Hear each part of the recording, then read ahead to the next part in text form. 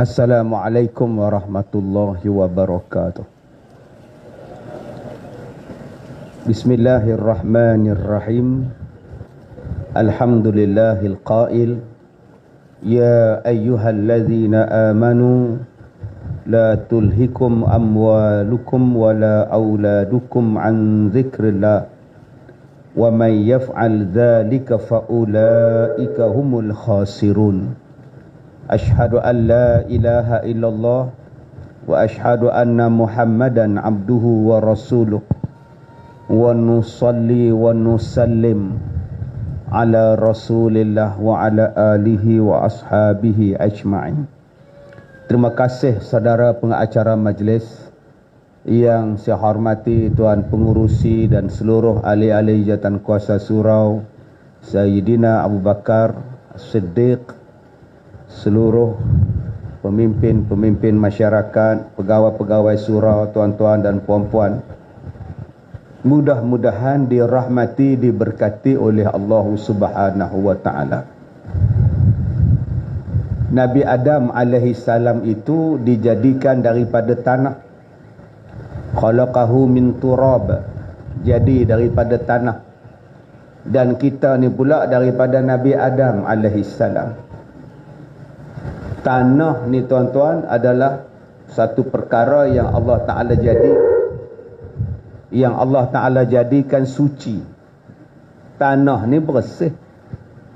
Sebab tu kita bila tak boleh berwuduk, kita ambil tanah dijadikan sebagai tayamum, menunjukkan bahawa tanah ni bersih.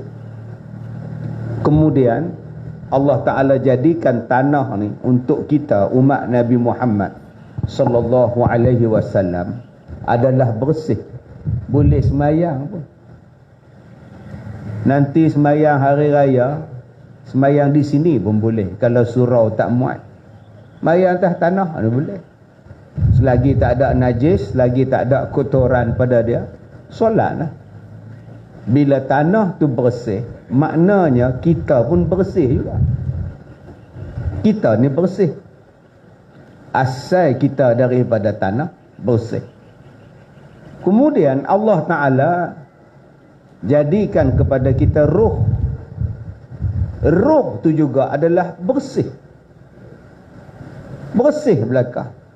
Ruh bersih campur dengan tanah yang bersih, jadilah manusia itu adalah makhluk yang bersih. Persoalan dia sekarang, siapa yang mengotorkan siapa? Allah Ta'ala sebut di dalam Al-Quran benda ni. Laqad khalaqnal insana fi ahsani taqwim. Sesungguhnya kami menjadikan manusia ni sebaik-baik bentuk kejadian. Tapi Allah sambung pada ayat di bawah tu. Thumma radadna asfala safilin. Kemudian manusia ni bertukar menjadi asfala, yang paling rendah sekali. Serendah-rendahnya. Malah dalam ayat yang lain Allah Ta'ala sebut lebih rendah daripada binatang ternak. Ulaika kal an'am. Mereka tu macam binatang ternak. Balhum adal. Bahkan lebih daripada binatang ternak. Rendahnya. Allah jadikan kita ni asalnya bersih, ditiupkan kepada kita ruh yang bersih, jadilah manusia yang bersih, nama dia fitrah. Kemudian siapa yang mengotorkan kita? Usia yang kita ada ni tuan-tuan, kadang-kadang usia yang kita dapat ni kita yang mengotorkan tubuh badan kita. Daripada kecil bersih, kanak-kanak pun bersih, tetapi bila sampai pada satu saat dan ketika, maka kita mula mengotorkan diri kita. Kita mula buat benda yang bukan-bukan. kita buat benda-benda yang dibenci oleh Allah, kita buat benda yang berdosa, maka bila kita dah kotor, bila kita dah berdosa, Allah Ta'ala tuntut daripada kita ialah bertaubat. Tubu ilallahi taubatan nasuha. Bertaubatlah kamu dengan taubat yang sebenar-benar taubat.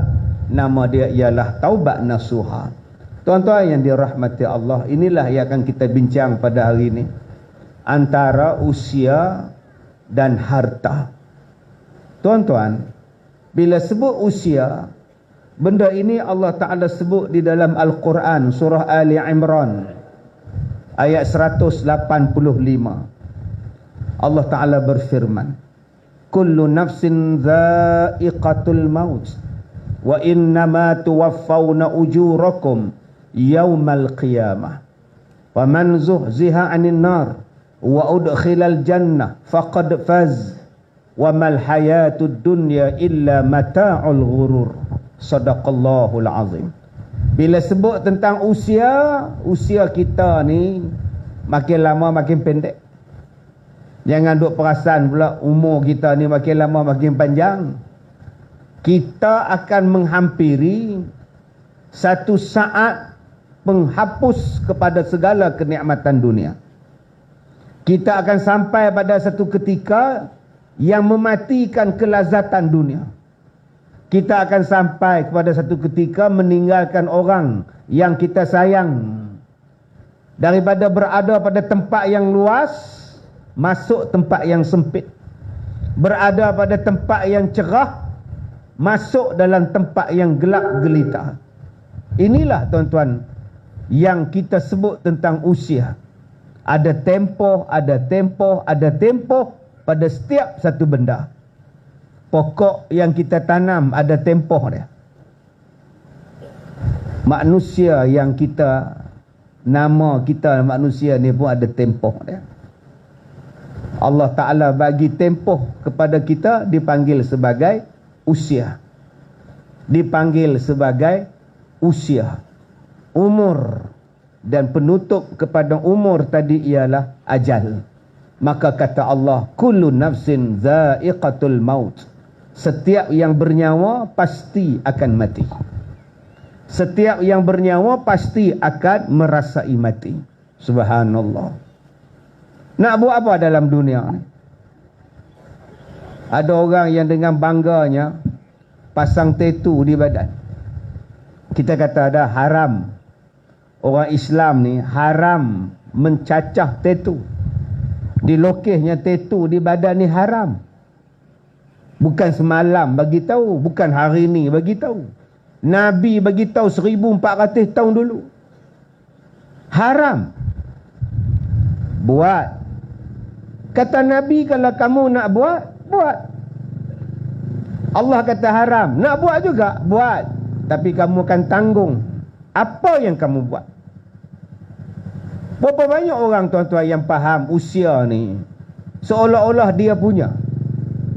Mana ada kita punya tuan-tuan. Tolong bagi tahu apa benda yang kita punya. Tanah Allah punya. Harta kita Allah punya. Rambut kita Allah punya. Gigi kita pun Allah punya.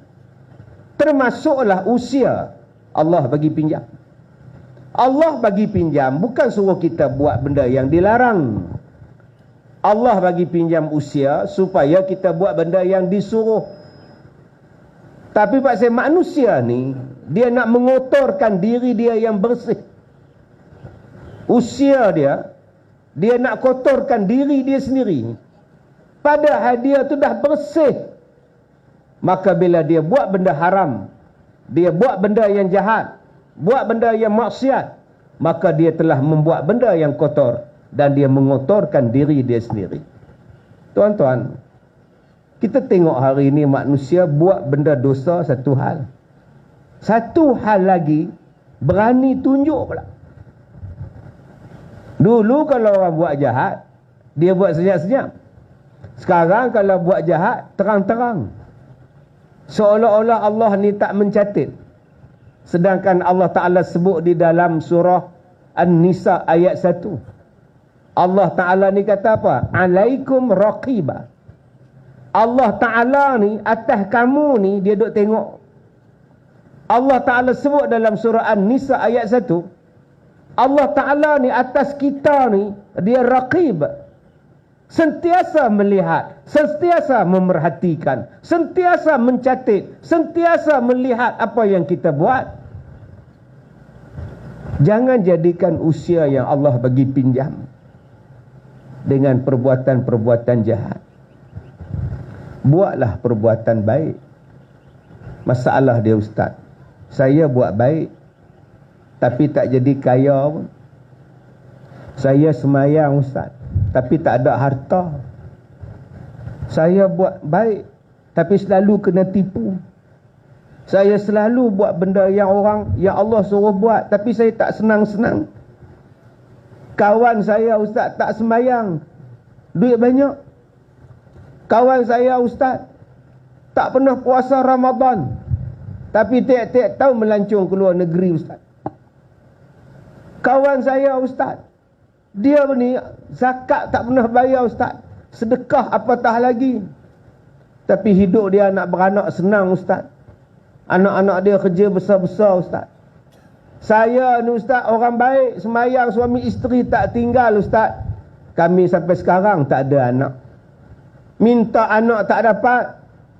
Jiran kita orang, ustaz, tak kahwin pun tiap-tiap tahun dapat anak, ustaz. Sudah, tuan-tuan. Ini penilaian yang salah tentang Tuhan. Allah Ta'ala akan hisab. Termasuk yang Allah Ta'ala akan hisab di hari kiamat ialah umur. Apa yang kamu buat dengan umur? Start akhir balik. Allah tanya lah, umur buat apa masa umur 15 tahun? Masa itu biasa tingkatan 3. Buat apa? Buli kawan di sekolah. Apa kamu buat masa kamu 15 tahun? Semayang tak? Waktu remaja Allah tanya. Mai pula waktu dah sampai nak kahwin, Allah tanya dengan usia. Usia perkahwinan kamu buat apa? Mari saat lagi usia matang kamu buat apa? Mari pada usia tua apa buat? Allah tanya tentang umur. Di mana kamu habiskan umur kamu? Ada orang yang menghabiskan umurnya, tuan-tuan, di padang. Daripada muda sampai ketua, di padang dihabiskan umur dia. Ada orang yang menghabiskan umurnya di pantai. Daripada muda sampai ketua, duduk di pantai. Sebenarnya hitam badan. Ada orang yang menghabiskan umurnya di kedai kopi. Tiap-tiap hari kursus haji, main dam. Tapi haji tak sampai, kursus haji tak sampai-sampai. Orang lain kursus haji 13 siri, dia 13 tahun. Mekah tak sampai. Allah soal, tuan-tuan. Sebab itu jangan main-main dengan usia. Usia Allah Ta'ala akan soal. Sebab itu Allah Ta'ala kata, buat ibadat. Masalahnya, ustaz, saya buat ibadat tapi tak senang. Saya semayang tapi tak senang. Bukankah Allah sebut dalam surah Ali Imran tadi, wa innama tuwaffawna ujurakum yaumal qiyamah? Allah kata dah, sesungguhnya akan disempurnakan ganjaran ibadat kamu di hari kiamat. Bukan sekarang. Bukan hari ni pergi semayang maghrib, tengok dekat bank, dapat 100. Allah masukkan dalam bank. Saat lagi puasa Ramadan, balik-balik rumah, subhanallah, beras 10 kampit. Mak, Tuhan hantar beras 10 kampit, mak. Puasa punya pasal, mak. Tak ada, tuan-tuan. Yang Allah Ta'ala sebut dalam ayat tadi, apa yang kita buat, hari akhirat balasan. Senang. Wa innama tuwaffawna ujurakum yaumal qiyamah. Sebab tu akak-akak abang-abang, abang-abang buat baik. Bukan sekarang Tuhan balas. Berapa banyak orang yang kita buat baik dibalas jahat. Berapa banyak orang yang kita sayang dibalas dengan racun. Berapa banyak orang yang kita tolong, dia pula makan kita. Berapa banyak orang yang kita bagi hutang, sampai sekarang tak bayar. Berapa banyak orang yang jatuh bilik air sebab nak pergi ambil wuduk, patah tulang punggung. Berapa banyak orang yang kena tipu nak pergi umrah. Bukankah baik itu? Berapa banyak orang yang puasa, tengah-tengah puasa hypo, kencing manis dia rendah. Kalau kita fikirlah, makcik tu nak ambil wuduk, macam mana Tuhan bagi dia jatuh, kesian pula. Yang tak semayang pula sihat, yang nak semayang pula sakit, macam mana? Sebab tu aku tak semayang, kata dia. Dia datang ke surau, kasut hilang. Dia datang ke surau, motosikal dia Y3 suku hilang. Yang tak ke surau, tak hilang motor. Itu yang aku malas ke surau, Mat. Aku dah terkena dah dulu. Hilang motor ES5 aku. Sejak tu aku tak datang surau. Sampai sekarang tak hilang motor baru aku tu. Kalau tuan-tuan faham macam itu, habislah. Saya nak bila saya datang masjid, hidup saya senang. Bila saya sedekah, hidup saya senang. Bila saya buat baik, hidup saya senang. Allah cakap dah, dunia ni tempat untuk ibadat, bukan untuk tempat pembalasan baik. Yaumul jaza', kiamat. Allah sempurnakan apa yang kita buat dalam dunia ni di hari kiamat. Maka kata Allah, ada dua jalan selepas disempurnakan. Wa innama tuwaffawna ujurakum yaumal qiyamah faman zuhziha 'anil nar wa udkhilal jannah faqad faz. Sesiapa yang tak masuk neraka, sebaliknya dimasukkan ke dalam syurga, maka dia adalah orang yang berjaya. Nak tengok berjaya tak berjaya, bukan di sini bang. Dunia bukan lambang kejayaan. Dunia bukan lambang orang ni berjaya ataupun tidak. Akhirat, apa dia berjaya yang sebenar? Berjaya yang sebenar ialah tidak masuk neraka, sebaliknya dimasukkan ke dalam syurga. Faqad faz. Tuan-tuan, malam ni, hari ni ingat elok-elok. Faz, fa alif zai, faz. Aku nak jadi faz, golongan faz. Apa dia faz? Berjaya. Apa dia golongan berjaya? Masuk syurga, tak masuk neraka. Sebab hari ni manusia memberikan gambaran berjaya. Waktu dia hidup dalam dunia, macam-macam gambaran berjaya. Ada yang gambaran berjaya diangkat menjadi pelakon terbaik. Terima kasih mak. Terima kasih pada semua peminat. Tanpa sokongan anda, saya tak berdiri di sini. Ya ke berjaya tuan-tuan? Lepas-lepas jadi pelakon popular, terus orang tak ambil pelakon. Berapa ramai yang jadi macam tu? Berapa ramai tuan-tuan yang dikatakan berjaya? Saya adalah orang hebat, berjaya. Saya pemain bola sepak yang berjaya. Cuba tuan-tuan tengok, berapa ramai sekarang ni yang pemain bola sepak susah. Yang jadi gemuk pun ada. Yang jadi perut boroi pun ada. Yang macam-macam kes pun ada. Tak berjaya juga. Ada yang kata, Ustaz, saya telah berjaya sebab mendapat 11A dalam peperiksaan. Waktu periksa kau berjaya. Mari umur 24 tahun, sekarang dalam pusat serenti sekarang. Isyak ladah pula tuan-tuan. Ada yang mengatakan bahawa saya orang berjaya, harta saya banyak, rumah saya banyak, kereta saya banyak, duit saya banyak, isteri saya pun banyak. Rupa-rupanya kena tangkap pasal rasuah.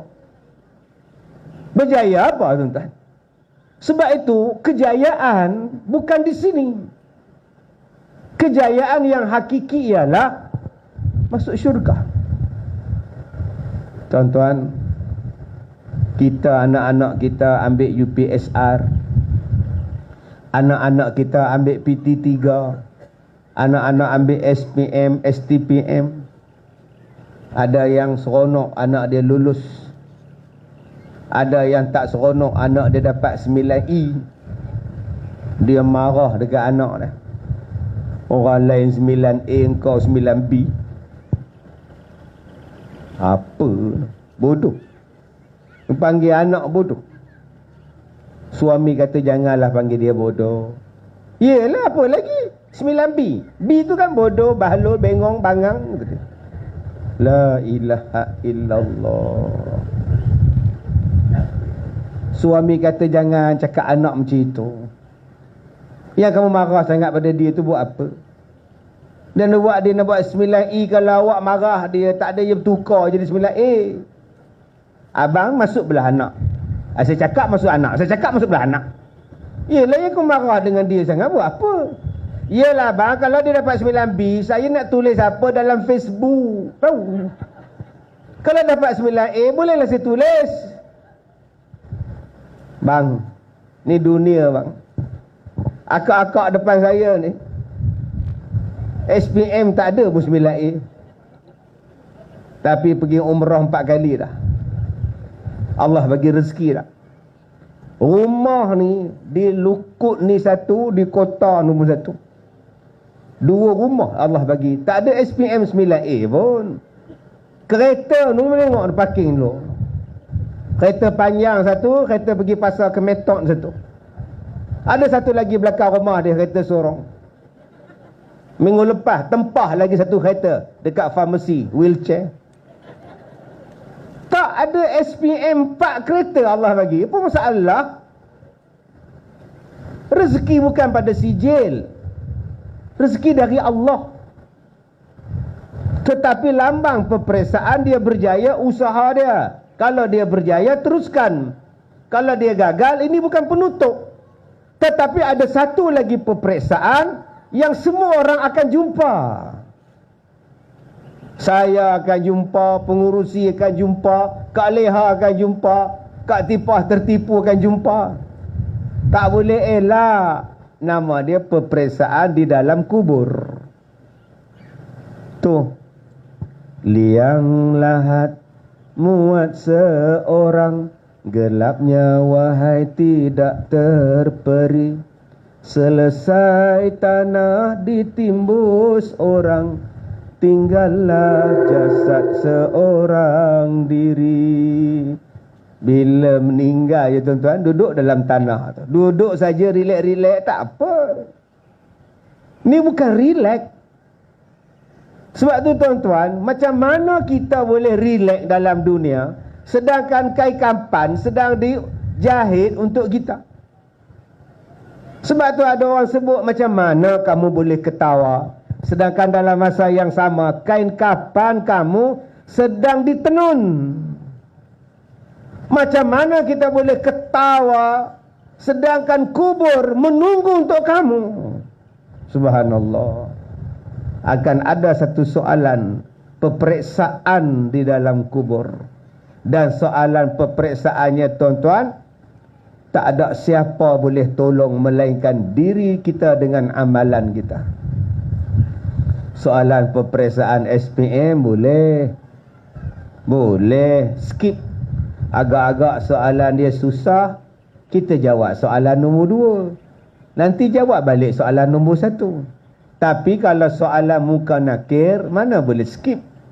Ingat boleh lompat-lompat. Marabbuka. Malaikat tanya. Jawab, Marabbuka. Marabbuka. Marabbuka. Susah soalan.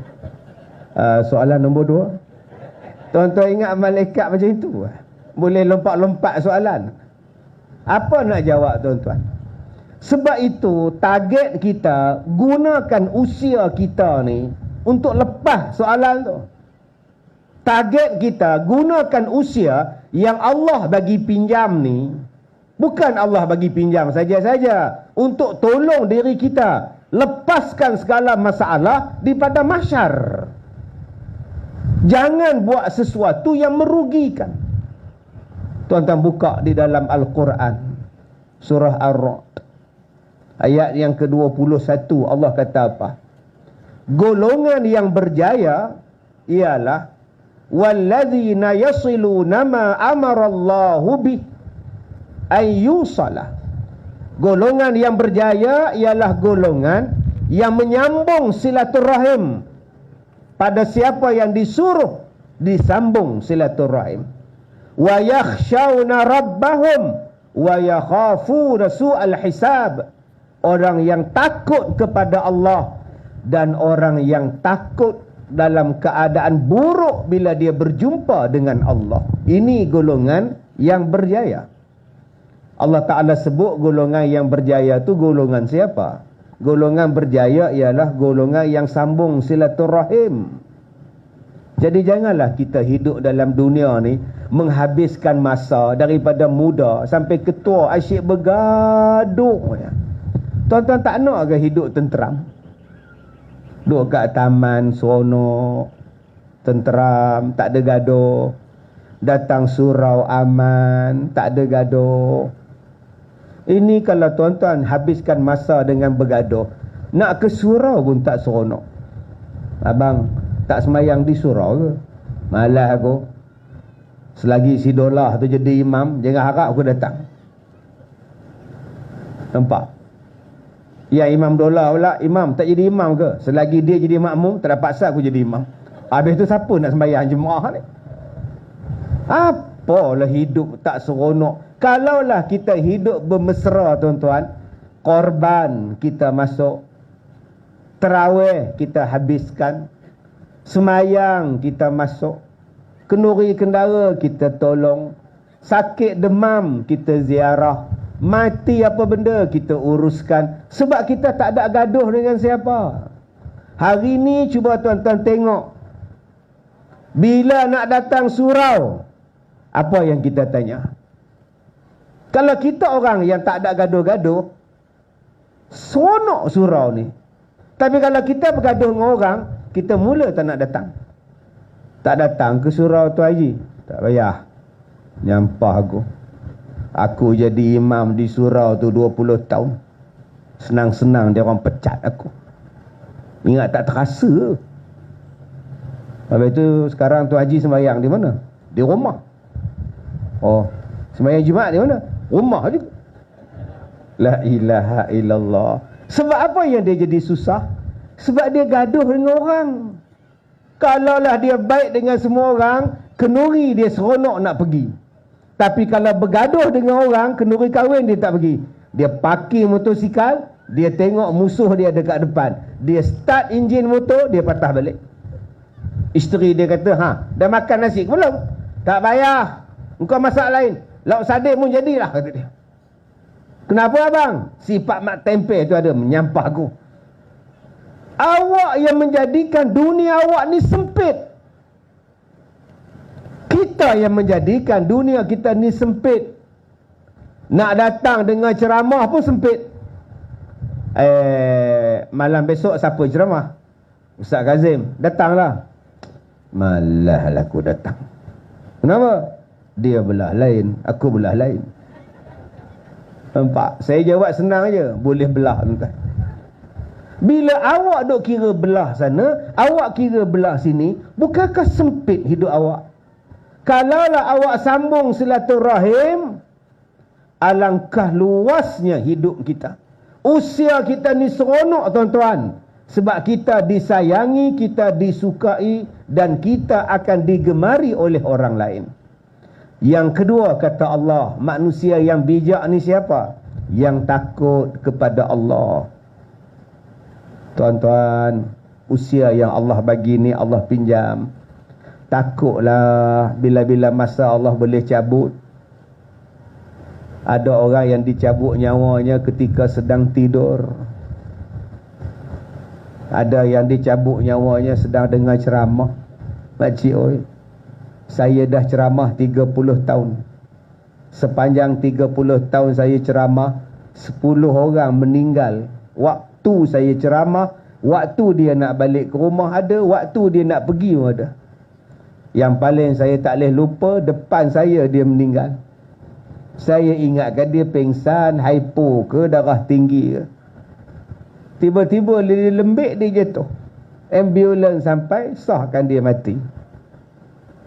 Duduk depan sekali. Jadi akak-akak jaga-jagalah yang duduk bahagian depan. Jadi kalau rasa takut nak mati, pindah belakang balik entah. Tuan-tuan yang dirahmati Allah, takut Allah Ta'ala cabut nyawa. Sebab tu kita minta mati dalam keadaan baik. Jangan mati dalam keadaan jahat. Husnul khatimah lawan su'ul khatimah. Polis sentri wantu jaga. Tuan-tuan yang dirahmati Allah, dia pun namanya polis sentri juga tuan-tuan. Mau terbalik kamera ni sekali lagi ni. Baik tuan-tuan yang dirahmati Allah. Baik, macam mana nak mati dengan baik? Orang tanya. Saya kata saya pun tak boleh jawab sebab saya tak mati. Jangan tanya saya pula Ustaz, macam mana cara nak mati dengan baik? Saya pun belum tentu mati dalam baik. Sebab tu kalau kita nak tengok orang yang mati dengan baik, tengok orang yang dah mati dengan baik. Ambil pengajaran dia. Ada orang yang menghabiskan usia dia dengan solat, Allah ambil dia waktu dia solat. Ada anak murid saya mati sedang tahiyat akhir. Jari dia sedang duk tegak.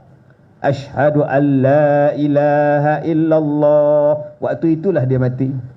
Sampai kesudah jari dia tegak. Subhanallah. Sebab tu abang-abang, kalau abang buat tahiyat akhir, yang jari duk gerak-gerak tu saya tak tahu tuan-tuan. Kadang-kadang ada orang yang duk tahiyat akhir duk gerak jari dia. Asyhadu an la ilaha. Yang tak khusyuk siapa? Orang sebelah dia. Apa jari gerak dia? Dia pun tak khusyuk. Mesti dia orang tengok jari aku tu dia. Kamu ni semayang ke lawan tunjuk jari?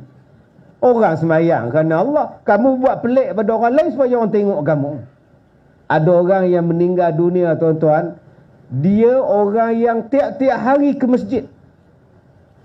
Pukul 10.30 belum balik, 11 belum balik. Isteri duk tunggu kat pintu. Isteri suruh anak pergi cari di masjid. Rupanya dia jatuh depan pintu masjid. Dia tok siap masjid. Dia paling lambat balik daripada masjid. Dan hari itu memang dia tak balik terus dari masjid. Allah jemput dia di masjid. Itu tok siap pula. Sebab tu tok siap ni orang paling sabar tuan-tuan. Orang lain balik, dia masih di masjid. Orang lain balik, dia masih di surau. Tak percaya tengok bulan Ramadan. Dialah yang paling balik lewat sekali. Basuh pinggan, basuh talam. Orang lain dah tidur nak bersahur, dia masih lagi duk kongkang-kongkang basuh talam. Dia bukanya baju, dia sangkut dekat paku. Bukanya kain pelikat, sangkut dekat paku. Tinggal boxer je tuan-tuan, selamba rok je. Bukan tok siap di sinilah, ni di Afrika ni tuan-tuan. Tuan-tuan yang dirahmati Allah. Sebab itu ada tanda-tanda yang baik. Pertama apa dia? Dahinya berpeluh. Kalau dia mati, mayat dia dahi berpeluh. Itu tanda baik. Jangan lap makcik. Kalau lap pun dia keluar balik.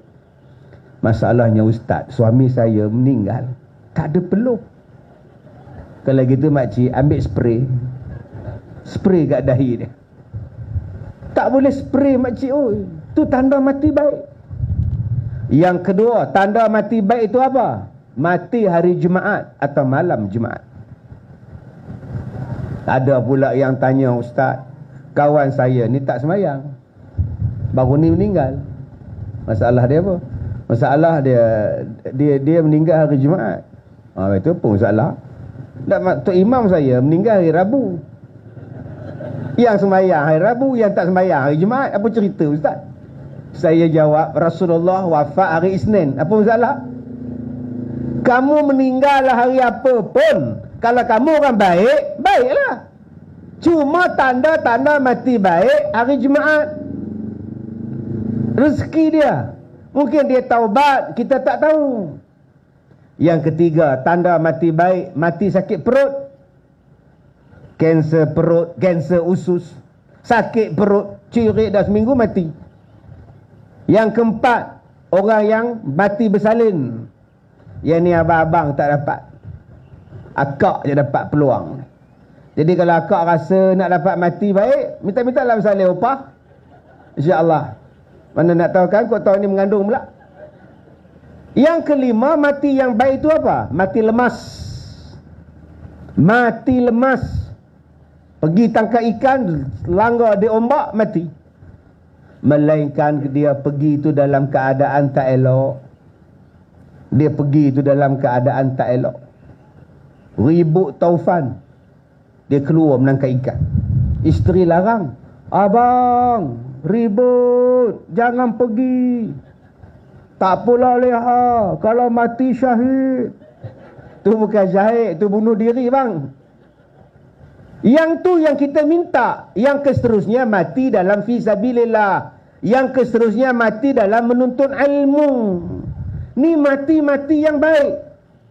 Maka kata Allah yang ketiga, takutlah kamu dalam keadaan apa? Wa yakhafuna su'al hisab. Takutlah kamu akan buruk hisab di hari kiamat. Jangan habiskan usia kita menyebabkan kita akan susah di hari kiamat. Apa sebab? Hutang tak bayar. Daripada muda sampai ketua, kerja dia berhutang, gali-gali lubang. Lubang digali untuk menutup lubang yang lain. Gali lubang. Kerja dia ialah gali lubang, tutup lubang, gali lubang, tutup lubang. Hutang orang sana, bayar hutang sini. Hutang orang sini, bayar hutang sana. Hidup dalam keadaan tertekan. Sebab tu abang-abang, kalau boleh kita tak payah hutang, tak payah hutang. Kereta kita masih elok. Baru 8 tahun. Elok lagi ustaz. Awak pakai kereta untuk apa? Saya pergi kerja, kadang balik kampung di Seremban. Oh, kampung di Seremban. Awak tinggal di mana? Tinggal di kampung. Oh, hebat. Subhanallah. Tak ada ke mana pun. Seremban, lukuk Seremban je ustaz. Oh, tak ada apa pun. Habis kuat bawa cucu-cucu berjalan kat Port Dickson. Habis tu nak beli kereta baru buat apa? Sajalah jiran saya beli baru. Jiran tu banyak duit. Abang kan duitnya cukup-cukup. Kalau abang tambahkan hutang, abang jadi beban. Biarlah kereta abang ni maintain elok-elok. Walaupun buruk sikit, tapi tak ada hutang. Yang kereta baru memang baru, tapi hutang banyak buat apa? Janji kereta abang tu sihat. Ada pula orang yang suka beli kereta second hand. Bergaduh-gaduh suami isteri. Apa hal berjalan kaki abang? Kereta rosak. Itulah saya cakap, jangan beli kereta second hand. Awak tu degil. Asyik rosak aja, rosak tak berhenti. Suami dia jawab, sebab rosak tak berhentilah abang beli. Kereta lain kalau rosak berhenti. Ya benar, faham tak faham sudah. Kereta kita rosak tak berhenti. Eloklah jalan terus, kata dia. Payah cakap dengan orang bodoh ni. Tuan-tuan yang dirahmati Allah. Apa sebab lagi yang menyusahkan kita di hari kiamat? Fitnah orang. Hidup dia setiap masa memfitnah orang. Akan susah dia di hari kiamat. Nak cari balik orang yang dia fitnah, nak cari balik orang yang dia ngumpat, nak minta ampun. Aduh, susahnya tuan-tuan. Oi, dalam dunia ni bolehlah kita buat jejak kasih, jejak Rasul. Bolehlah kita masuk dalam Facebook permohonan maaf. Di hari kiamat nak jumpa apa? Handphone bukan ada. Merangkak engkau cari orang yang kau fitnah. Sebab itu hiduplah dalam dunia ni, janganlah habiskan masa dengan memfitnah. Tengok gerai tu laku sikit. Laku gerai tu. Di mana sedap laksa itu. Dia orang cakap laksa dia pekat, kuah dia. Kemudian ada pula isi ikan tu yang orang suka tu. Dia jealous tuan-tuan. Dia buat bisikan. Memanglah kuah dia pekat, tapi kuah dia tu campur dengan tisu. Iya ke? Dijumpa orang lain pula. Laku kedai dia tu ya. Campur tisu apa tak laku? Pekat. Kamu bukan makan ikan, makan tisu. Cukup sebulan bankrupt kedai laksa. Di hari kiamat Allah soal kau. Pasal apa kau fitnah dia? Setengah orang bila dengar macam itu, dia pergi tanya pada Toki Laksa tu, Kak Leha, saya nak tanya ni tak nak jatuh fitnah. Apa? Dia orang cakap kedai Kak Leha Laksa tu campur dengan tisu, sebab tu kuah dia pekat. Iya ke? Sampai hati dia orang fitnah Kak Leha. Kak Leha tak ada campur tisu. Kak Leha campur paper je. Sudah tuan-tuan. Paper dengan tisu kan sama. La ilaha illallah. Tuan-tuan yang dirahmati Allah. Apa sebab yang kita ni akan susah di hari kiamat? Kita memaki orang. Wasyatama hadza. Duk maki orang. Akak-akak duk maki hujan. Bila hujan turun maki. Bila angin tiup maki. Maki pada anak, maki pada suami. Masa tengah baik B cepat lah. Masa tengah marah babi. Dari B tu kau jadi babi dah. Ingat Allah tak soal ke di hari kiamat? Kalau betul kita sayang pada diri kita, jangan maki orang, jangan maki mak orang. Bila kita maki mak orang, dia macam maki mak sendiri kita. Sebab bila kita maki mak dia, dia akan maki mak kita. Mak kamu tu lanun tau. Mak kamu pun, mak kamu lagi lanun, Pirate of Caribbean gitu dia. Masing-masing pakat duduk memaki. Sebab itu jangan. Yang seterusnya, kenapa kita susah di hari kiamat? Kita mengumpat di antara satu sama lain. Tengok hidung dia besar, kita kutuk dia. Bapa, besar gila hidung, macam serombong kapal gitu dia. Siapa yang jadikan hidung dia? Allah. Kamu ngumpat siapa ni? Kamu ngumpat siapa? Bukan dia, Allah.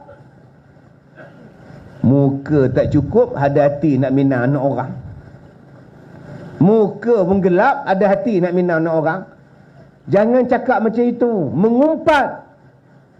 Jadi tuan-tuan, apa kata kita tukar usia kita sekarang ni, umur kita sekarang ni, kita tukar dengan benda yang boleh membawa faedah akhirat. Dulu kita maki orang. Bila kita tengok benda jahat, kita maki. Sekarang kita tukar dengan perkataan yang lebih baik. Anak-anak muda kalau tengok benda besar, fuyo, besar gila. Boleh tak tukar lepas ni? Allahu Akbar, Subhanallah. Kan cantik. Kalau orang Perak, bapa. Ui, bapa. Boleh tak tukar? Allahu Akbar. Ni bahasa orang kita ni. Bahasa kita kalau belah-belah KL, belah-belah tuan-tuan ni, kalau benda hebat, huyo, power. Kalau belah Perak, bapa. Kalau belah Kedah, tu dia besar nak mampu. Kalau Kedah, semua nak mampu. Laju nak mampu. Slow nak mampu. Lepas ni kita tukar. Subhanallah walhamdulillah wa la ilaha illallah wallahu akbar. Bangun pagi-pagi, ada setengah orang menggeliat. Malahnya. Tak ada pahala. Nabi ajar, bangun pagi, subhanallah walhamdulillah, innallaha ala kulli syai'in qadir. Dapat pahala. Perkataan yang paling Allah suka dengar. Lepas ni adik-adik bangun pagi, subhanallah walhamdulillah. Tak maulah. Malah. Engkau marah apa? Bangun pagi, pergi mandi. Usia kita tu. Lepas mandi, siap kain baju, datang surau. Datang sembahyang subuh berjamaah. Apa yang menghalang kita nak datang subuh berjemaah? Man shalla subha fahuwa fi zimmatillah. Siapa yang sembahyang subuh berjamaah, Allah jaga dia. Siapa yang sembahyang subuh berjamaah, Allah jaga dia. Fitnah tak sampai, jahat tak sampai pada dia, khianat tak sampai pada dia, orang nak buat jahat pada dia tak sampai. Power betul dia ni. Allah jaga. Apa tak power dia? Jadi akak-akak kalau rasa nak selamat, abang-abang kalau rasa nak Allah jaga, ni tempat dia. Datang sembahyang subuh berjamaah. Subhanallah. Habis sembahyang subuh, baca Quran barang setengah muka, satu muka, siap baju, pergi kerja. Masuk kerja pula niat ikhlas kerana Allah. Kerja jangan curi tulang, kerja jangan curi tulang, jangan duk tipu. Jangan duk buat kerja yang salah. Ni kerja 4 jam, main handphone sejam. Kerja 4 jam, makan roti bakar setengah jam. Nyimbang dalam pantry setengah jam. Start kereta, pergi makan dengan kawan, pergi makan mi kari bagi-bagi 1 jam. Patut masuk kerja pukul 2 petang balik, pukul 3 baru patah balik. Orang keluar pukul 5, dia 4.30 dah calik but. Kemudian dia berdoa, ya Allah, ya Allah, ya Allah. Bila Allah nak makbulkan doa engkau menipu dalam pekerjaan kau. Allah, habis kerja balik rumah. Tengok isteri, tengok anak. Semayang semua clear, makan kopok lekor lebih kurang. Pukul 7 start motor bawa isteri pergi ke surau. Isteri pakai telekung, dia pakai jubah. Macam Superman isteri tu. Di kononnya masuk dalam surau. Begini menyengit. Bila menyengit, tahu pula dah tinggal batu. Menggigil-gigil motor tu. Sebab isteri tegak, suami kono. Datang semayang. Allahu Akbar. Malam ni tak ada kuliah maghrib, baca Quran. Di pejabat berbual, di kedai kopi menyembang. Takkan di surau nak menyembang lagi? Boleh tak di surau kita, di masjid kita bukan tempat berbual? Malam ni tak ada ke Ustaz Zul datang mengajar. Dia pergi umrah, cuti. Dia ambil Quran, dia baca. Ini tidak, lepak kat kaki lima nyembang. Macam mana boleh kalah bola? Nyembang bab bola tuan-tuan. Liverpool kalah 3-0. Ni bukan tempat bola, ni surau. Tak nak baca Quran, nyandar dekat dinding. Subhanallah, subhanallah, subhanallah. Zikir. Masa untuk Tuhan. Usia kita untuk Tuhan. Janganlah zikir laju-laju makcik lehau. Manalah, manalah, manalah, manalah, manalah, manalah, manalah, manalah, manalah, manalah. Datang betul lebih dolah. Lebih dolah tarik langsir. Kamu panggil aku ke leha. Bila masa? Kata dia. Habis itu kena lebih dolah, lebih dolah, lebih dolah. Ia nak laju-laju tu nak kerja ke mana? Kadang Tok Imam berzikir lah, ya Allah laju gila. Subhanallah punya laju. Elok-elok lah. Subhanallah, subhanallah, subhanallah. Janganlah slow sangat. Subhanallah, subhanallah. Dia kalih belah kiri tak ada orang. Kalih belah kanan mana dia orang pergi semua ni. Habis tu kamu slow motion sangat. Buatlah sederhana. Kemudian datang sembahyang isyak. Allahu Akbar. Sembahyang. Nabi sebut antara sembahyang yang paling berat nak buat sembahyang isyak dan subuh ni. Kalaulah kita tahu kelebihan sembahyang isyak, kita akan datang sembahyang berjamaah merangkak. Sembahyang subuh merangkak. Jadi tuan-tuan, apa lagi yang kita nak buat? Apa lagi nak buat tuan-tuan? Inilah rumah kita. Nama dia rumah Allah. Rumah kita. Sampai bila lagi tuan-tuan tak nak berjemaah? Habis sembahyang, balik. Nak makan ke, nak apa ke, tengok TV sekejap, tidur. Tidur awal. Ada orang yang boleh tidur lambat. Siapa? Orang yang mengkaji pelajaran. Boleh lambat tidur. Lagi, orang yang menziarah orang sakit boleh lambat tidur. Lagi orang yang menjaga ketenteraman, dia rukun tetangga, dia jaga ketenteraman di kampung kita, dia boleh tidur lambat. Jangan rukun tetangga pun tidur awal. Dia bertugas. Awal tidur Din, Ustaz Kazim cakap tidur awal. Yang keempat, kerana melayan tetamu yang datang ke rumah dia. Yang kelima, kerana bermesyuarat keluarga dia. Dan yang keenam, orang yang boleh tidur lambat. Orang yang bermesyuarat untuk menjaga keselamatan negeri dia. Maka 6 orang ni tidurlah lambat. Kalau tak ada sebab 6 ni, tidur awal. Sebab nanti nak bangun sembahyang malam. Nanti nak bangun solat subuh, insya-Allah boleh bangun. Hari ni tuan-tuan, berapa banyak orang yang menghabiskan usia malam dia lepak di kedai. 2 pagi belum balik, 3 pagi belum balik. Agak-agak subuh sempat. Anak kita lepak duduk kedai, nyembang tengok bola guna skrin. 2:30 pagi belum balik lagi. Selamba rok. Agak-agak subuh dia di mana? Belum masuk lagi yang kaki karaoke. 2:30 pagi duduk karaoke tak habis-habis. Pantang dapat mic. Di matamu mencerminkan rindu. Toki karaoke dah mengantuk. Dia orang tak mengantuk. Sebab tu kalau kita faham betul matlamat hidup kita, usia kita bukan dihabiskan pada benda yang sia-sia. Usia kita dihabiskan untuk mengumpulkan pahala. Subhanallah. Itu baru masuk bahagian pertama, usia. Baru nak masuk bahagian yang kedua, harta. Tu dia. Usia saja sejam, harta lagi sejam pula. Mau ke sebelah habis ceramah orang tua ni. Allah Ta'ala berfirman di dalam Al-Quran surah Al-Munafiqun.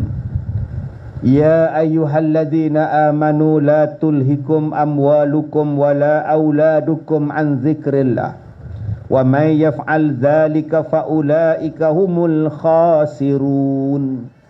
Wahai orang-orang yang beriman, janganlah kamu dilalaikan oleh harta-harta kamu dan anak-anak kamu daripada mengingati Allah. Siapa yang berbuat demikian, maka mereka itu adalah orang yang rugi. Allah pesan dalam surah Al-Munafiqun ayat 9. Wahai orang beriman, janganlah anak-anak kamu, janganlah harta benda kamu menjadikan kamu lupa pada Tuhan. Oh, rupa-rupanya tuan-tuan, anak boleh melupakan kita pada Tuhan. Biar betul Ustaz. Bukan saya cakap, Allah cakap. Berapa ramai tuan-tuan, anak dia duk hantar tuition. Habis tuition 9:30, bapak dia dah bertenggek atas motor. Isyak tak datang. Isyak tak datang. Habis tuition 9:30. Yang pergi tunggu pukul 9 tu buat apa? Solat isyak dulu. Tak boleh Ustaz, takut anak saya tu dia keluar awal ke apa ke tu yang saya tak sembahyang. Tadi tuan-tuan, ada orang duk kutip tabung. Saya belum lancar, budak dah kutip dah. Lantak tuan-tuan. Dia rajin terlebih. Berapa ramai yang tak masuk duit dalam tabung tu? Sebab anak saya Ustaz, dia minta duit. Kan derma kat surau kan, tak cukup untuk dia pula. Tak bayarlah, kata dia. Nampak tak tuan-tuan? Anak menjadikan kamu lupa pada Allah Ta'ala. Ada setengah orang, anak dia tak sembahyang. Tak sembahyang subuh. Tak kejut ke anak tu tak sembahyang makcik? Dia sampai lewat semalam pukul 4. Itu mengantuk dah tu, tak gamak makcik nak kejut. Tak gamak nak kejut anak solat. Sebab apa? Sayang. Ada anak dia baru dapat kerja, sikat rambut panjang, pakai baju kebarung, pakai spek hitam, pukul 7 pagi. Nampak ke? Dah lah gelap, pakai 7 pagi gelap lagi. Mak kata kerja elok-elok intan. Mak tak tegur anak dia tak tutup aurat. Sebab apa? anak dapat kerja tetap. Nampak tak tuan-tuan? Mak sanggup tutup mata sebelah. Janji anak aku bayar bil. Janji aku dapat allowance daripada anak aku. Tak semayang pun tak apa. Balik daripada kerja, tengok anak perempuan dia naik motor RXZ. Melekat, melentik badan. Peluk. Siapa bawa kamu tu Siti? Kawan sepejabat. Tadi nak dapat Grab susah, dapat teksi pun susah. Dia kata dia boleh hantar. Itu yang dia hantar tu. Mak tak marahkan. Marah apa? Ucap terima kasih lah. Dia dulu hantar kamu tioi, kata dia. Baik betul mak ni. Anak menjadikan lupa dah sekarang, tuan-tuan. Berapa banyak mak bapak jadi macam itu. Sanggup anak-anak tu. Dulu anak lelaki, sekarang anak perempuan. Mak kata, saya mak dia, saya bapak dia, saya tahu dia. Tapi kan dia bin awak. Dia lelaki kan. Tak, dia anak saya tahu. Saya tahu dia. Betul lah dia anak awak, tapi kenapa awak biarkan dia jadi perempuan? Dia tu jantan. La ilaha illallah. Mak jenis apa ni tuan-tuan? Bapak jenis apa ni? Membiarkan anak membuat satu benda yang dilaknat oleh Allah. Sepatut kita sebagai mak bapak, aku nak jumpa anak aku dalam syurga. Aku nak bersama dengan anak aku dalam syurga. Kita sayang pada anak. Cuba tuan-tuan tengok waktu isteri kita mula-mula mengandung. Akak-akak waktu mengandung dulu, ya Allah, tak sabar nak bagi tahu dekat suami. Abang, tadi kita pergi hospital. Buat apa? Cek doktor. Oh, teranya awak yang cek doktor. Patut doktor je cek awak kan, kata dia. Abang ni kena ngadul lah, nyampa. Apa kata doktor? Doktor cakap dah ngandung. Hoi, seronoknya isteri mengandung. Isteri tu baru sebulan mengandung, udah pakai baju mengandung sekarang.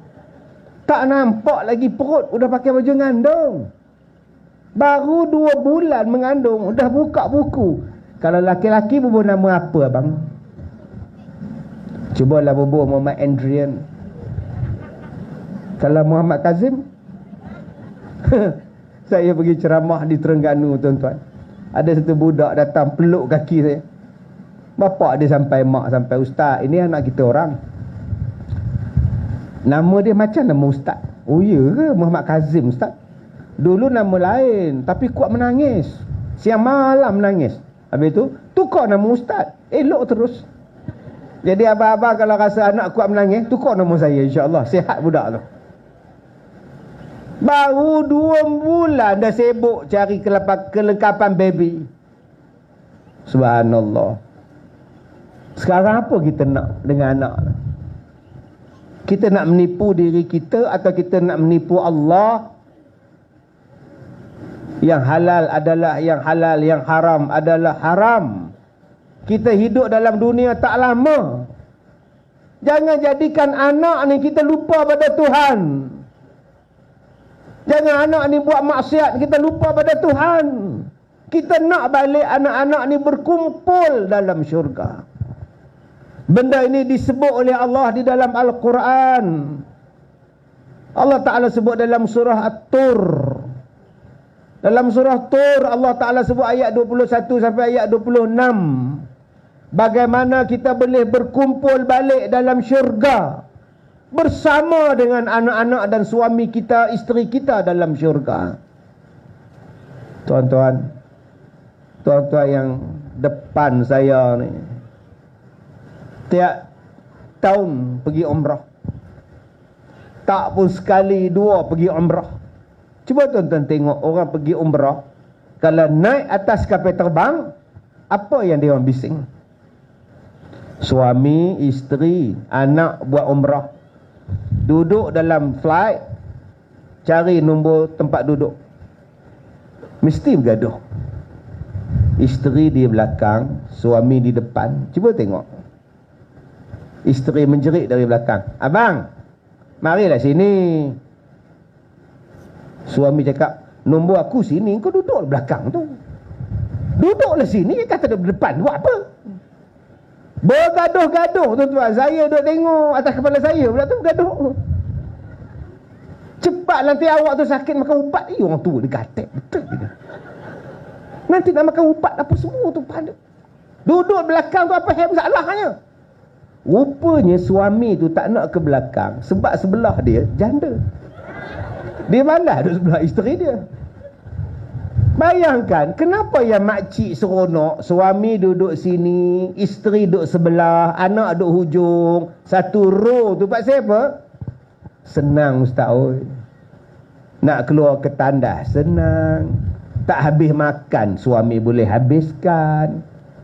Nanti kalau nak tidur kang, suami tolong jaga beg tangan.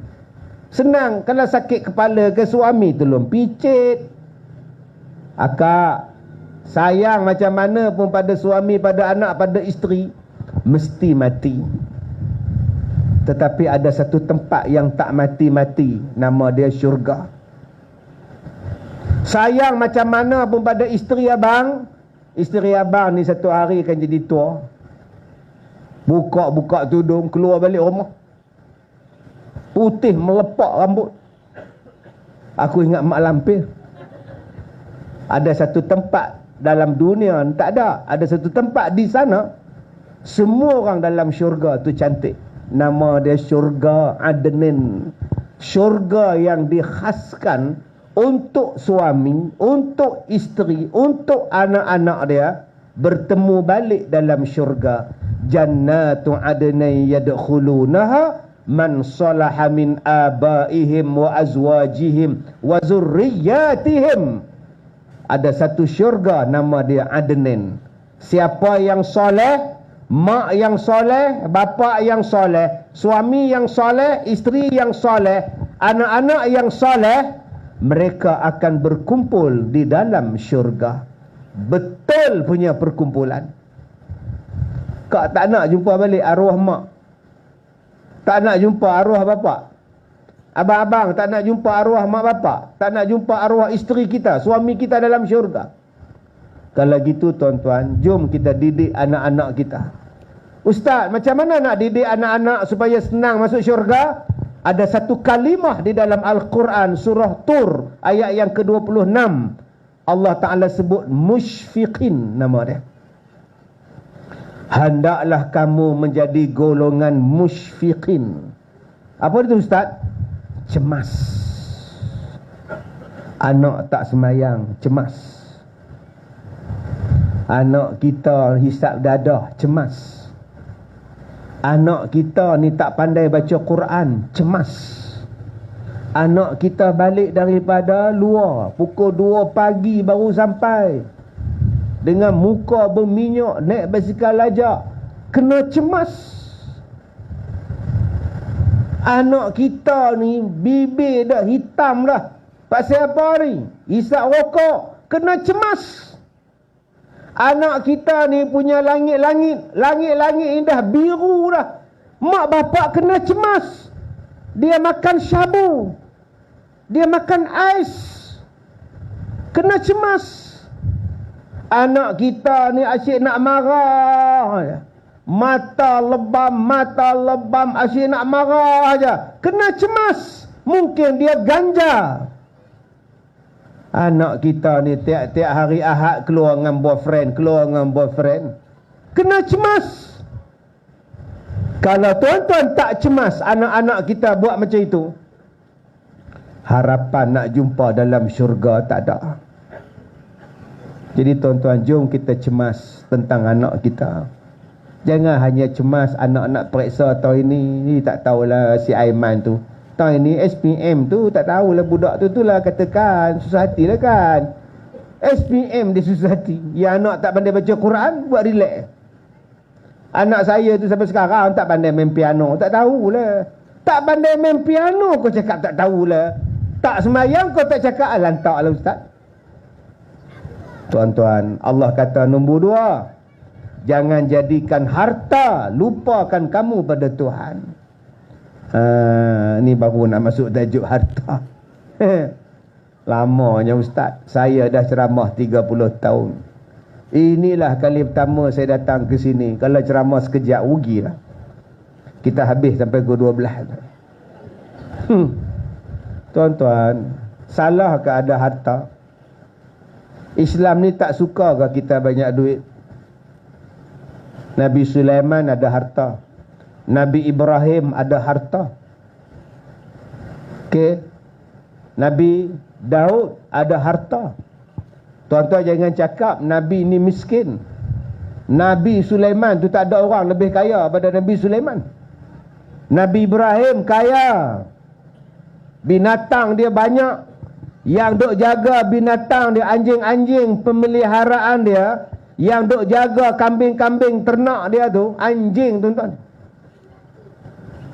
Yang duk jaga macam kita duk tengok dalam cerita cowboy tu lah. Dan anjing-anjing dia tuan-tuan dipakaikan rantai mah sebagai tanda kepada dia punya. Sebab tu akak-akak jangan duk bangga rantai mah. Nabi Ibrahim letak pada anjing je. Kita kadang-kadang pakai rantai mah labuh. Sekejap-kejap duk silap tudung. Panas ya. Rupanya nak tunjuk rantai tu. Tak payah heran. Nabi kaya tuan-tuan. Mai pada zaman Rasulullah, Abu Bakar As-Siddiq kaya. Tuan-tuan jangan duk faham Abu Bakar ni miskin. Buh nama pula surah Abu Bakar. Tak apalah, kita ikut Sayyidina Abu Bakar lah miskin tu dia. Surah kita pun miskin lah tu dia. Jangan cakap Abu Bakar ni tuan-tuan, barang mah dia tuan-tuan macam batu tu, ditudung gitu. Kaya dia. Ketika dia berpindah bersama dengan Rasulullah, dia bawa harta dia. Tuan-tuan buka dalam kisah macam mana bapa dia. Bila dengar Nabi Muhammad nak berjihad, Abu Bakar bagi semua harta dia. Bagi semua harta. Subhanallah. Masya Allah. Tanya pada Abu Bakar, apa kau tinggal pada anak dan isteri kau? Allah dan Rasulnya. Allah dan Rasulnya. Langsung tak sayang pada harta. Bapa dia kata betul ke? Dia tanya pada anak Abu Bakar, ayah kamu dah bagi habis harta pada ni Muhammad ni, betul? Pak dia buta. Anak perempuan dia tudung, ambil batu, tak tutup, tak batu, tudung dengan kain. Pak dia rabah. Mana ada Tok Wan, ada lagi harta ni, ni banyak harta ni. Tak apalah, ingatkan dia bagi semua. Nampak? Tuan-tuan boleh bayang tak berapa banyak harta Abu Bakar boleh tudung dengan kain. Pak dia main rabah yang buta. Cuba tengok Abdul Rahman bin Auf. Cuba tengok Uthman ibn Affan. Kalaulah orang berharta tu tak elok, sudah pasti Nabi suruh mereka ni jadi miskin. Nabi tak suruh dia orang jadi miskin. Nabi suruh, Nabi kekalkan mereka, dan mereka buat apa dengan harta-harta mereka? Mereka tidak menjadikan harta mereka tu melupakan dia mereka kepada Tuhan. Sebab tu tuan-tuan, Allah Ta'ala bagi harta ni untuk apa? Pertama, untuk buat ibadat. Kalau kita tak ada harta, agak-agak surau ni macam mana? Nak semayang macam mana kalau duit tak ada? Kalau kita tak ada harta, macam mana nak buat haji? Kalau kita tidak ada harta, macam mana nak bayar zakat? Kalau tidak ada harta, macam mana kita nak cari pahala banyak? Yang kedua, harta ni untuk apa? Untuk sedekah. Surah Al-Baqarah, ayat yang awal-awal tu, ayat nombor 3. Allazina yu'minuna bil ghaib wa yuqimuna as-salah wa mimma razaqnahum yunfiqun. Allah kata harta ni untuk apa? Beri balik pada jalan Allah. Berapa banyak perkataan infak yang Allah Ta'ala sebut dalam Quran? Berapa banyak perkataan sedekah yang Allah sebut dalam Quran? Kalau tuan-tuan tidak ada harta, macam mana nak sedekah? Sebab itu Islam kata carilah rezeki. Cari. Sampai Allah kata carilah akhirat. Tetapi jangan lupa dunia. Wala tansa nasibaka minad dunya. Jangan kamu lupa bahagian kamu dalam dunia. Tuan-tuan yang dirahmati Allah, saya nak ajak pada tuan-tuan, jom kita jadi orang kaya. Ustaz, macam mana nak jadi orang kaya? Dua cara macam mana nak jadi orang kaya. Pertama, banyak kawan. Siapa yang banyak kawan, insya-Allah jadi kaya. Tuan-tuan kalau nak berniaga, kena banyak kawan, baru laku kedai. Kalau tuan-tuan masam muka, siapa nak datang kedai? Duk jual buah tepi jalan. Makcik, rambutan ni sekilo RM1. Engkau buta, tak nampak tulis berapa? Buta. Orang tak beli, makcik. Kena banyak kawan. Sekarang nak banyak kawan macam mana? Ni nama dia Facebook. Dalam Facebook nama dia friends. Kalau tuan-tuan banyak friends, kayalah tuan-tuan. Saya Facebook saya punyalah ramai, punyalah banyak orang guna nama saya pun tak tahu. Nasihat Ustaz Kazim lah, kata-kata Ustaz Kazim lah. Padahal bukan saya manage, bukan saya admin, saya pun tak tahu. Yang saya punya satu Facebook 1.4 juta followers. Tak ramai pun 1.4 juta. Tak ramai kau. Orang lain 8 juta, 4 juta, saya 1.4 juta. Tuan-tuan tahu, ada yang datang jumpa saya, minta saya jadi duta. Saya kata, duta apa? Set kelengkapan jenazah. Ya betul saya cakap. Jadi kita akan jual set kelengkapan jenazah. Kita orang nak letak gambar ustaz dekat situ. Ingat jenazah, ingat ustaz. Astaghfirullahalazim, tuan-tuan. Saya tanya Pak, siapa yang nak letak saya jadi duta kain kapan? Sebab Facebook ustaz ada 1 juta lebih. Datang satu orang kaya, ada selalu duduk keluar dalam YouTube, selalu keluar dalam TV. Telefon saya, Datuk boleh kita jumpa tak? Saya nak buat produk untuk Datuk. Datuk datanglah. Saya tanya kenapa nak ambil saya? Sebab Datuk punya 1.4 juta. Kalau saya nak jadi kaya, tuan-tuan, saya ambil lah. Tapi saya tak buat. Ada toke Cina datang jumpa saya. Encik ustaz kita mau lantik ustaz jadi duta kita punya produk kecantikan. Saya kata, masalahnya toke, saya tak cantik. Dia jawab apa tak? Tak apa, kita boleh kasih touch up. Sebab itu abang-abang, kalau nak jadi kaya, kontrol langit. Bukannya kena pergi ke langit. Kontrol bisnes langit daripada bumi. Hari ni tuan-tuan tengok apa ramai orang kaya dengan online. Tuan-tuan nampak tak mikrofon yang saya pegang? Bukan ada wire. Boleh bercakap. Tak bersambung pun pada speaker. Maknanya ada teknologi langit di situ. Cuba tuan-tuan tengok handphone ni. Hanya di sini. Di sini merakam gambar saya. Buat secara langsung. Satu dunia boleh tengok sekarang. Ni nama dia teknologi langit. Ceramah di sini. Rakaman gunakan langsung dengan handphone. Satu dunia boleh tengok. Sebab tu ramai tak datang. Sebab boleh tengok di rumah. Ya mana faham? Tak faham sudah tuan. Bayangkan betapa besarnya rezeki di langit. Sebab tu kalau akak-akak nak jadi kaya, kontrol langit. Akak bisnes apa? Kuih bangkit. Akak ada bisnes online? Tak ada. Ada buat Facebook jual kuih bangkit? Tak ada. Kak bangkit tidur, kak jual depan rumah. Itu je lah kata dia. Siapa nak lalu depan rumah akak? Rumah akak pula end-lot, hujung sekali kak. Tetapi kalau tuan-tuan kuasai langit, tuan-tuan tengok ada penyanyi di Indon, dia main gitar kecil. Aku yang dulu bukanlah yang sekarang. Dulu ku ditendang, sekarang ku disayang. Sayang satu, sekarang dolo semuanya ada. Kenapa dia tok? Sebab orang rakam gambar dia, orang masuk dalam YouTube, seluruh dunia tengok. Sekarang dia jadi senang. Jadi makcik-makcik kena buat macam itu. Macam mana nak bagi surau ni ramai? Nanti semayang tarawih buat siaran langsung. Panggil pula imam baca bagus punya. Semua orang tengok, abang. So dengar ni abang, imam ni baca bagus ni, tenangnya hati abang. Oi, melimpah ke jalan orang tak. Panggil imam baca, buat live. Allahu Akbar. Alhamdulillahi Rabbil Alamin. Ar-Rahmanir Rahim.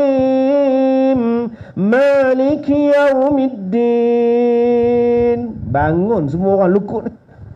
Yang tepi jalan atas bukit tu bangun tuan-tuan. Yang mana faham, tak faham sudah. Wah, macam imam Mekah ustaz. Jangan tu imam tu habis-habis sembahyang dia tanya makmum pula. Macam Mekah tak? Habis lingkup tuan-tuan. Kalaulah kita menguasai langit, subhanallah. Adik-adik yang main bola ni, praktis main bola depan YouTube, rakam sepak bola daripada tengah padang, gol. Lama-lama orang akan ambil adik main bola. Dia bayar dengan harga yang mahal. Macam Messi, macam Ronaldo, macam Muhammad Salah bin Muhammad Betul. Elok belaka.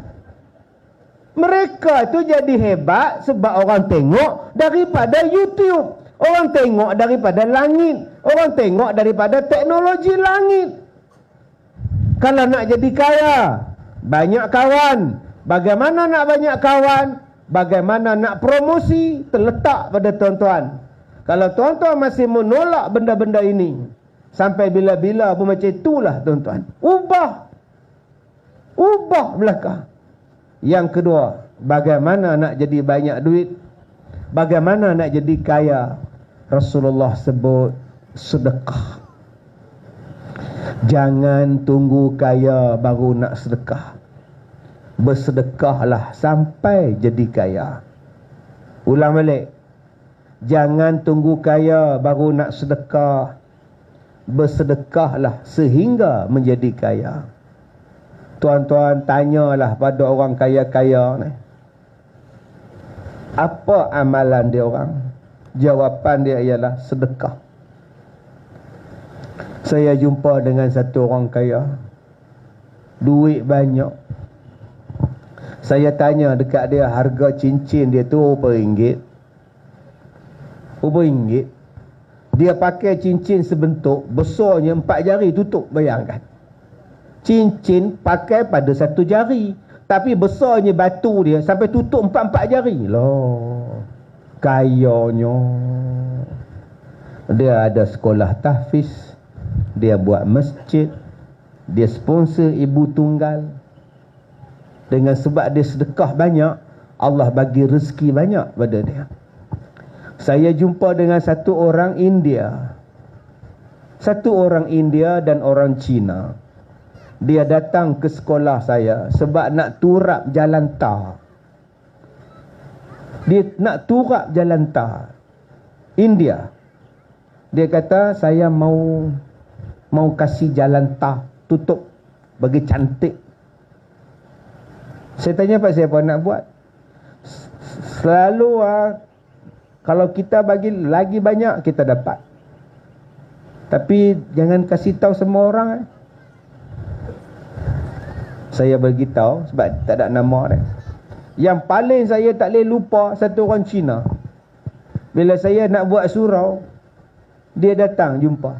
Encik, ini mau bikin tokong lah?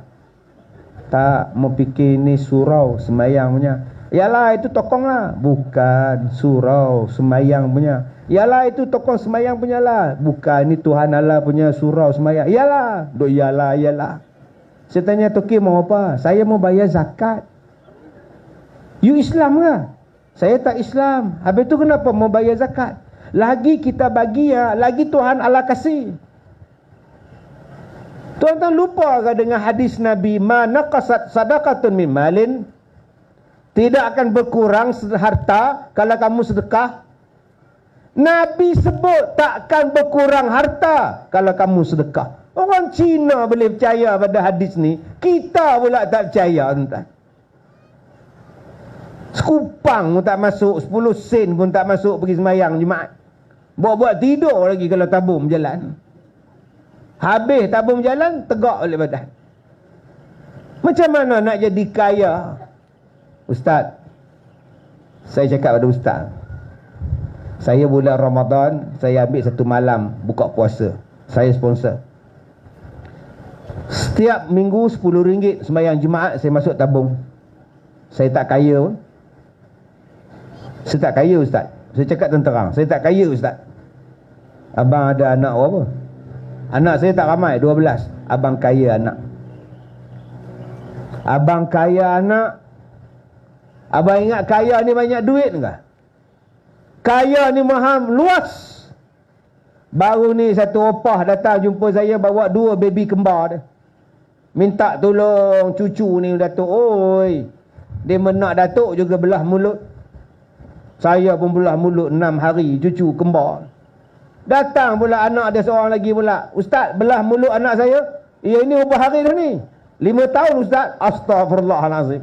Kalau saya belah mulut, dia gigit jari saya kan. Mari lagi seorang pula. Saya tanya, Pah, berapa banyak anak opah ni? Tak ramai, 12. Cucu masuk 20. Ramainya opah. Oh. Senang dah hidup opah sekarang? Alhamdulillah ustaz. Saya tak duduk di rumah dah sekarang. Kejap anak ni bawa, kejap anak ni bawa berjalan, kejap anak ni bawa berjalan, kejap anak ni bawa. Saya tak tahu kalau ustaz, anak ni bagi 500, anak ni bagi 300. 300 darab 12. Allah bagi rezeki daripada anak. Subhanallah. Alhamdulillah lah ustaz. Anak-anak semuanya ingat saya ustaz. Tak lupa pada saya ustaz. Kaya anak. Nombor 2. Allah bagi kaya apa? Kaya hati. Allah bagi kaya hati, tenang. Tenang. Tuan-tuan ingat senang nak dapat kaya hati? Keluar-keluar pada masjid, kasut hilang. Cari kasut. Allahu Akbar. Hilang kasut saya ni. Kenapa Din? Kasut hilang lah Tuan Haji. Ini masalah kita ni. Kasut banyak kali orang hilang lah ni. Tak apalah, saya sedekah lah pada dia. Dia start motor berkaki ayam balik. Tak kisah. Start daripada hari itulah dia pergi ke masjid tak pakai kasut. Dia kata senang ustaz, tak hilang dah kasut saya. Ni nama dia kaya hati. Dia tak bergaduh, dia tak maki, dia tak ngumpat. Kaya hati. Orang yang kaya hati ni subhanallah. Anak dia dapat SPM 8B 1C.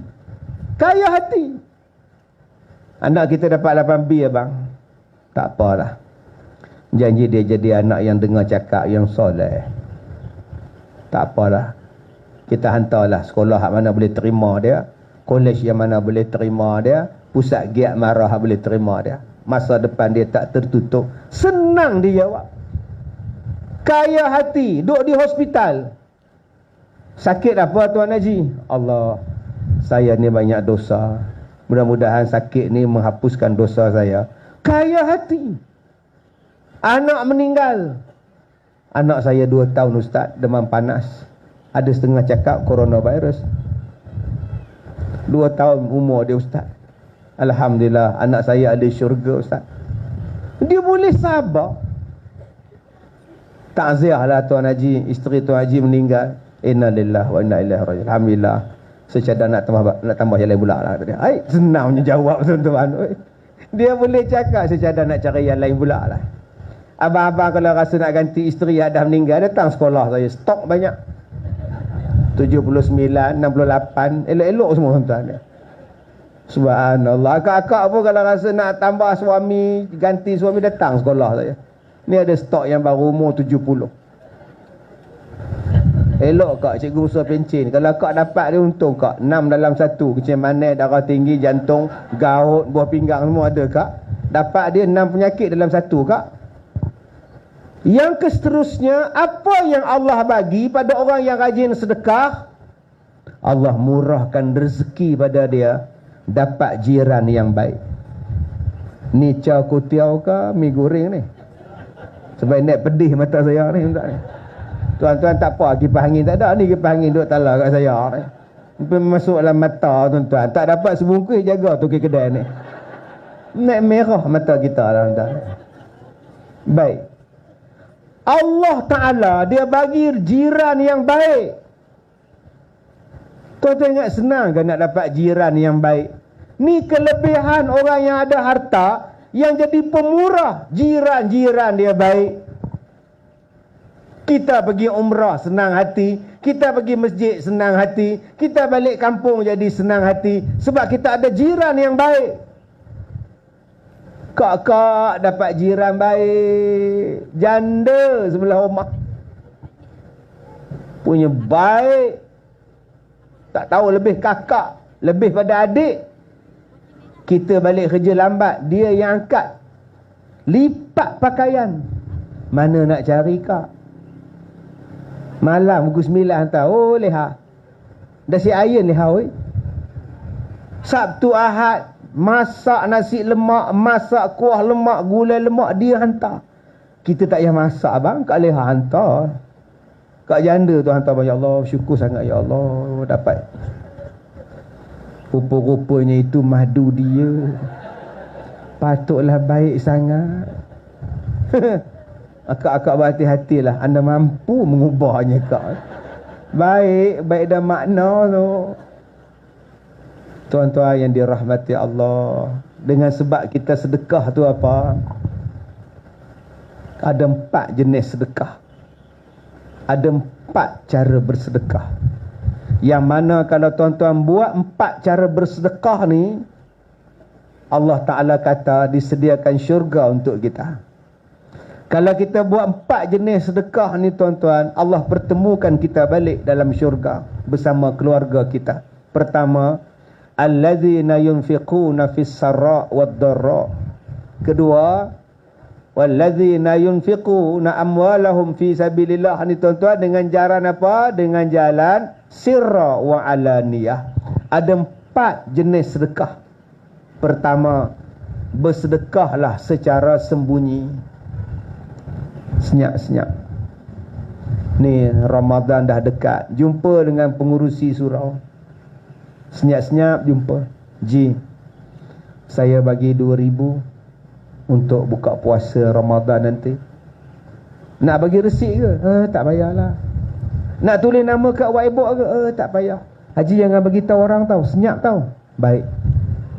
Ada yang letakkan senyap-senyap dalam tabung masjid, tabung surau. Satu sampul dia masuk. Hari Jumaat bendahari buka tebal itu sampulnya. Tak tahu daripada siapa. Dia cuma tulis untuk anak yatim, untuk kegunaan surau. Nama dia sirra, senyap-senyap.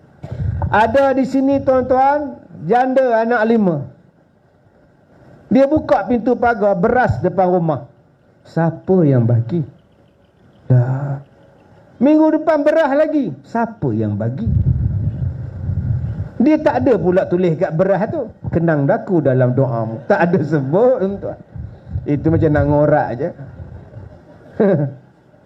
Sekolah saya ada 35 orang anak yatim. Tak ramai pun, 35 orang.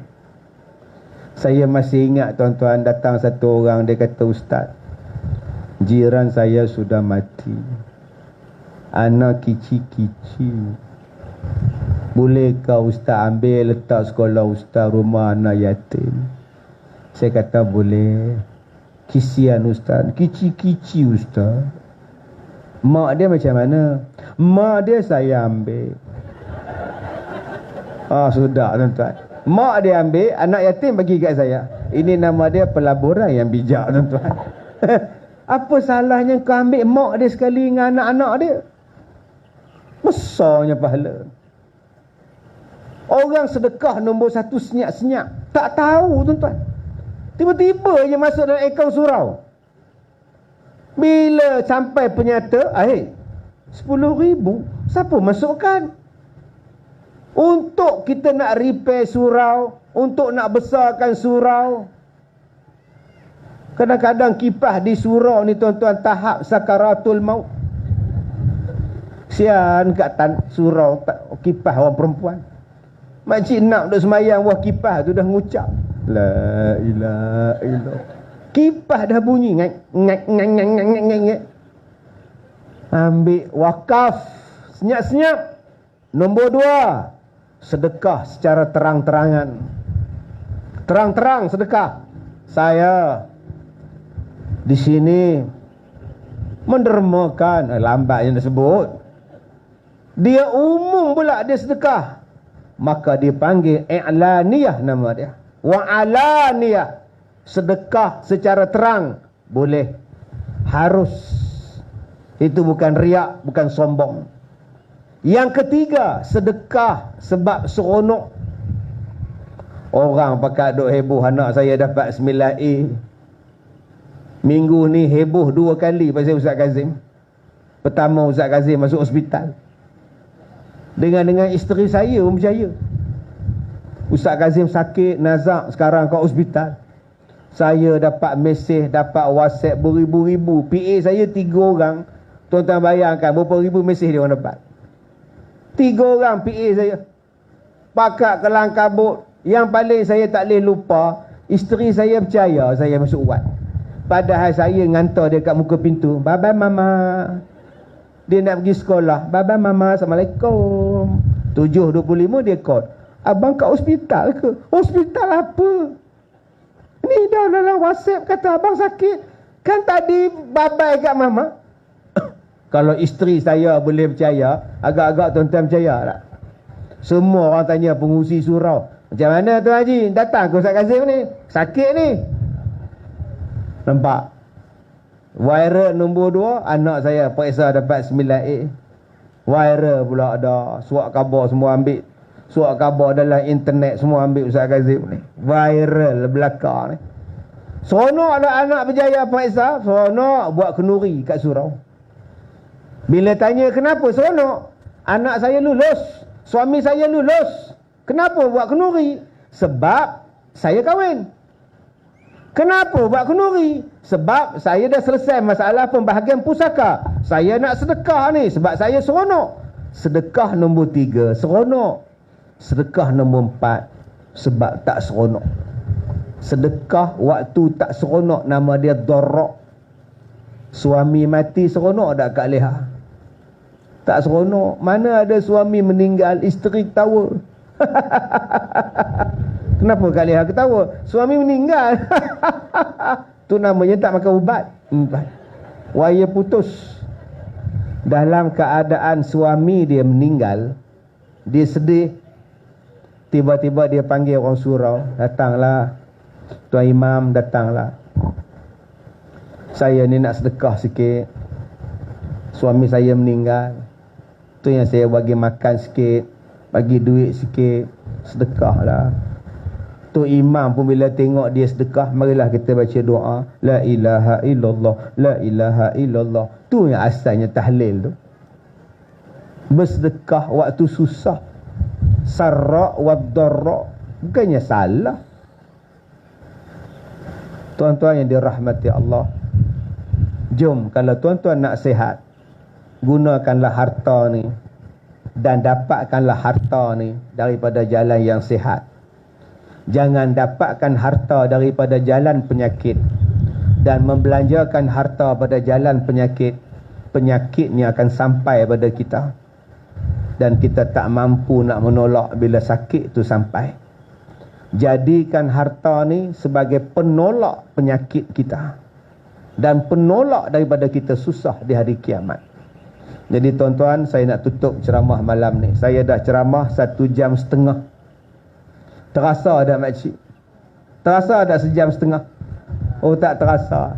Memang tak terasa, bukan tuan-tuan cakap. Yang terasa saya. Tuan-tuan terasa apa? Saat-saat minum air, saat-saat minum air saya apa dah. Baik, saya nak ajar satu je doa malam ni. Okey. Baru ni saya ceramah di Sarawak hari Sabtu lepas. 3 jam pergi, 3 jam balik naik kereta. Jalan dia tak cantik, melambung-lambung saya, sakit pinggang tuan-tuan. Tapi dakwah jalan. Kesian dekat orang dalam tu, dia orang pun nak dengar ceramah tak. Tapi saya kagum dengan orang Sarawak.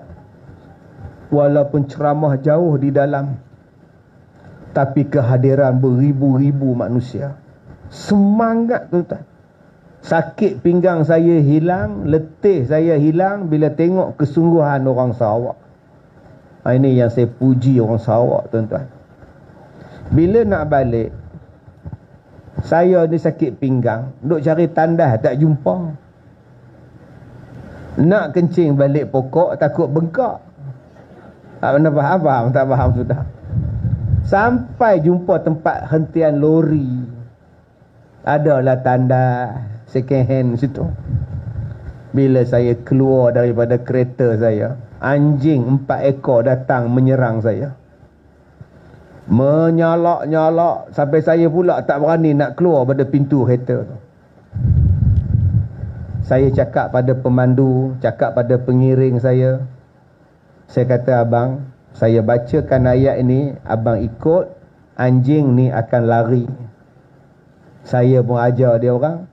Anjing tu berhenti menyalak, dia tunduk, dia lari. Senyap sunyi tuan-tuan, pukul 2:30 pagi. Jadi ayat ni lah saya nak ajar pada tuan-tuan, tolong hafaz. Kalau ada samseng jalan raya nak kejar kita, kalau ada anjing kejar kita, kalau orang gila kejar kita, kalau suami kita kejar kita, isteri kita kejar kita, jumpa dengan orang yang panah baran, tuan-tuan baca doa ni ya. Baik, ikut saya baca. A'udzubillahi minasyaitonirrajim.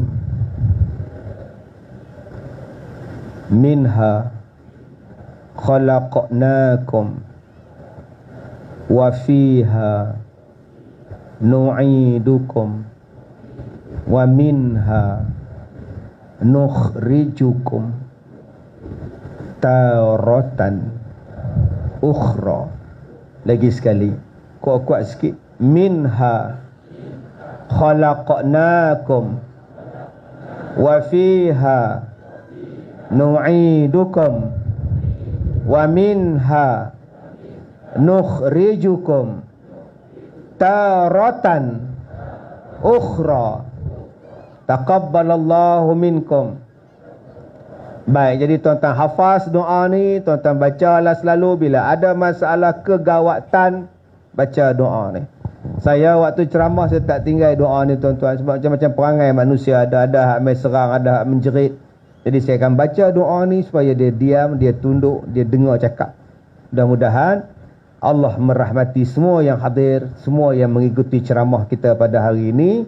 Saya dah ceramah 30 tahun tuan-tuan. Ini kali pertama saya datang.